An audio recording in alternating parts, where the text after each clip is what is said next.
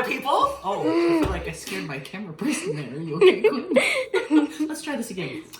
Hi, my people, and welcome. We're going to be doing some origami now for the afternoon. So if you're excited to join with us, all you need is a piece of paper. You don't even need scissors. Dun, dun, The struggle sometimes is if you don't have fancy origami paper, you could just take a piece of notebook paper and we can make it work for you. Sound good? But the struggle is we're going to have to turn this rectangle into a square. And I'm going to show you how to do that in just a second. But Eliana, what is the thing we were planning on folding today? Butterflies. Butterflies. They don't fly very well, but they're pretty. I like them a lot. So we're going to be folding butterflies today. So Quinn, if you want to come on around, I'm going to teach them how to take a rectangle and turn it into a square. I know it sounds easy. And the easiest way to remember it is, in order to turn a rectangle into a square, we're going to use a triangle. Follow me. Ready? Turning our rectangle into a square, we're going to use a triangle. And so I'm going to take the short end of my rectangle and grab the point and bring it up to the top, which is the long end, and make a triangle and fold it, right? Now, I have used a triangle. Everything underneath my triangle is gonna be that square that I unfold, but now I have to cut this off. If you don't have scissors, it's a really easy thing to do. We fold that rectangle over. We fold it over again. Do you see what I'm doing? Fold it over the third Fold time. it over again. It's like magic. Fold it over again. Right? We're really, you can even come through with your fingernails and crisp. Oh, I'm tearing paper.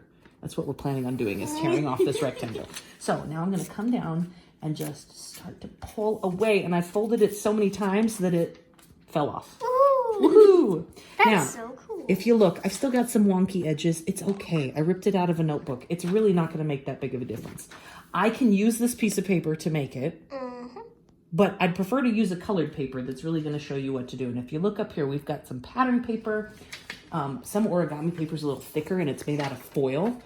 Origami paper is usually two-sided and usually has two different colors on the sides, right? So if you're using this piece of paper, you're doing awesome. Feel free to... You could also draw something on it. Oh, you could make your own patterns on it. I like that. All right, so we're going to start out with a square in front of us. And the very first thing we're going to do is I'm going to turn it over so the white side is showing. I want my color of my butterfly to be on the outside, so I fold on the white side first. And the very first fold to master for origami is actually what we like to call the hot dog.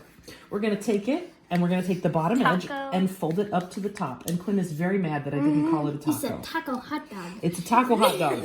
So I take the bottom edge, I fold it up to the top edge, I match it up, and then I crease the bottom. Now, as we open it up, you'll see a line. That line we're going to turn to point directly towards us. And it's a book now with nothing in it. I'm going to now do the same taco fold. Thank you, Quinn, for correcting me. And fold it up to the top, match up the edges, and crease it again. Now, as you notice, when you open up your book, it's no longer a book. It's now a plus sign. We have addition happening here, right? The struggle is, for our next fold, we can't have a plus sign. We need to have an X for you treasure. Oh, or a multiplying sign. I like that. It is multiplication. Or for those of you who like to treasure hunt, X marks the spot, right? So we have an X in the middle. I'm now holding a diamond instead of a square. So the end of my diamond is pointing away from me and towards me. And I'm going to take the bottom edge of my diamond and fold it up to the top, match it up, and crease it. I now have a triangle, right? However, as you open up the triangle, you'll notice you have an X or a multiplication sign and then a subtraction sign. We don't want a subtraction sign. We're not subtracting things. We're adding folds. Dun, dun, dun.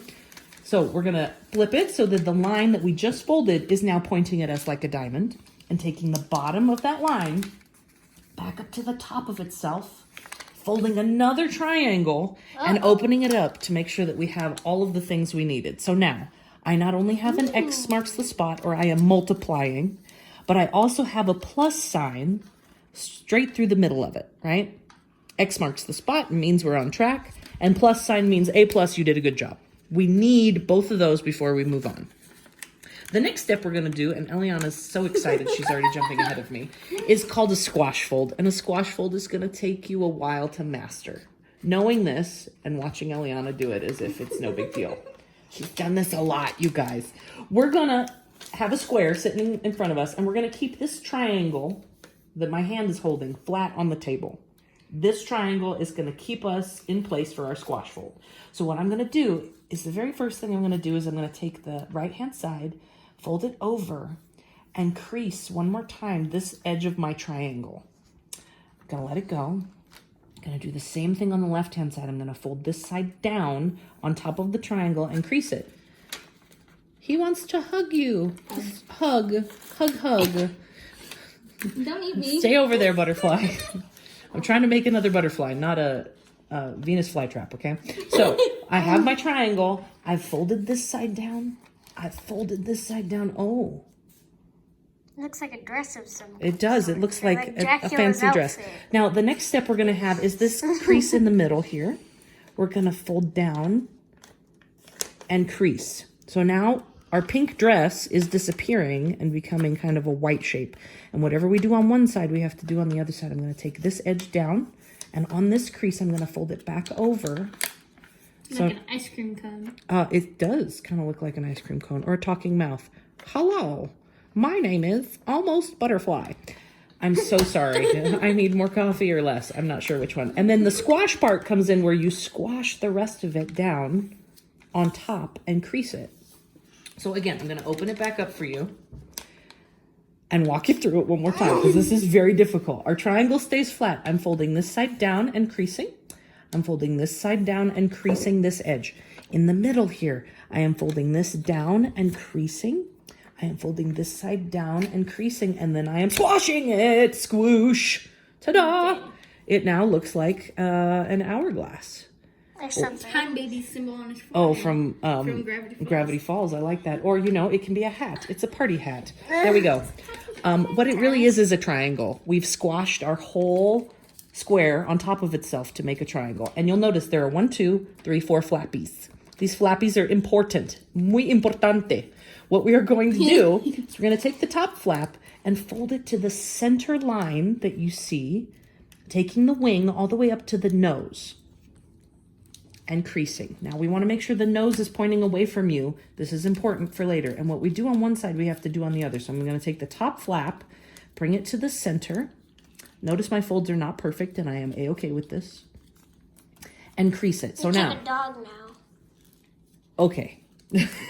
I don't see it, but what I do see is I went from one triangle to having 1, 2, 3 triangles to having done. 4 triangles. Well, now you're going to be bored for the rest of our video.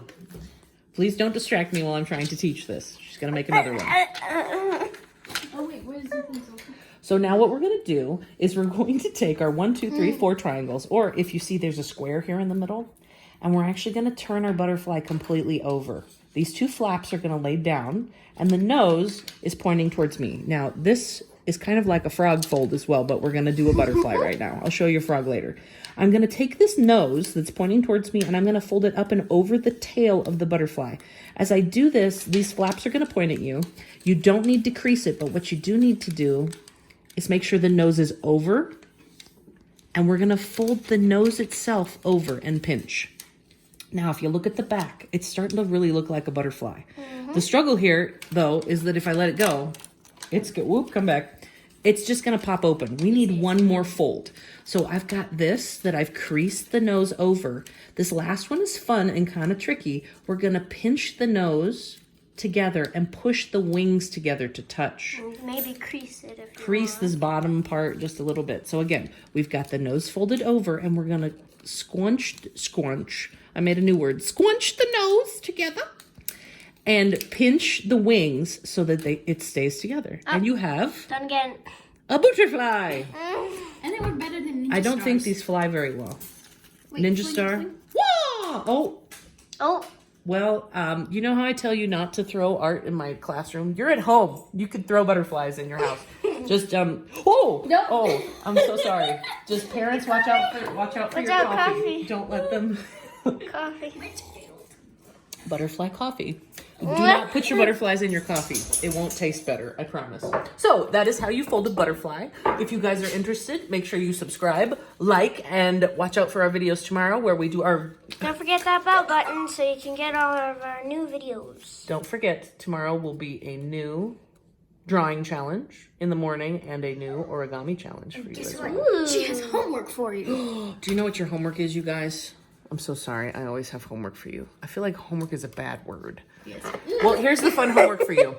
I don't know if there's butterflies outside right now, but it would be really fun to go and look for them if you can find any, or if you can find anything that is a butterfly shape around your house. Remember, a butterfly is almost always perfectly symmetrical. That means if you draw a line down the middle of it, it is the same on both sides. So I think you should have some fun chopping things down the middle and seeing if it is exactly the same on both sides.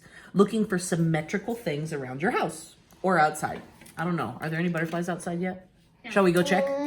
Let's go. Are definitely some inside. Yes. Thank you from the bottom of our heart, and we'll see you tomorrow. Bye.